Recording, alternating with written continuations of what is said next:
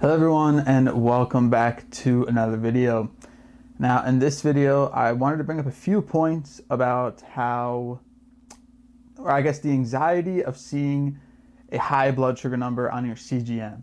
Now this video is going to be mainly for people who are new to CGM because I guess the first point I want to bring up is that it does get better with time. So that's one of the things when you first get it, it's kind of like a new toy type thing. You'll kind of be obsessing over it. And I kind of just wanted to talk about how obsessing over it is just generally not a good thing. So the first thing is, like I just said, obsessing over it, not a good thing, but they do kind of make it a lot easier to obsess over your blood sugar with the CGM. And the reason for that is because it's so much easier to just open up your phone or look on your pump and see what your blood sugar is rather than doing a finger stick. Now, not that a finger stick takes that much effort, but with a CGM, it's checking your blood sugar basically every 5 minutes. And so it's very easy to just get like a real-time thing on it, a real-time number. And so you might be inclined to constantly be checking the graph. And that's not saying that's bad, but just that it might cause a little bit of stress to you that's kind of unneeded, because as we all know, stress will affect your blood sugar, which will in turn just make you maybe check it even more.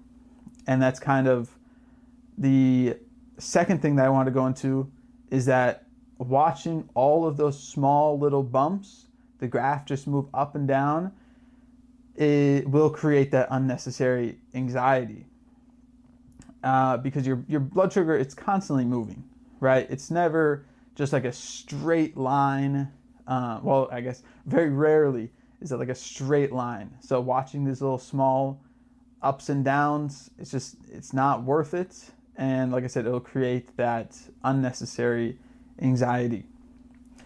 Now, for the third point, this is for mainly after you're done eating, but I just want to say that insulin takes time to do its job.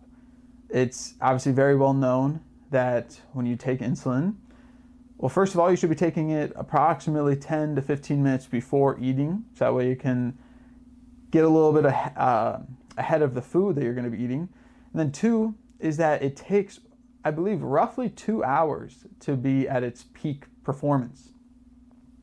And so if you're sitting there watching the graph so soon after eating, and the insulin hasn't even had time to kick in yet, you might be inclined to give some more insulin, and all that's going to do is create a low in later on, in just like probably 2 hours or so.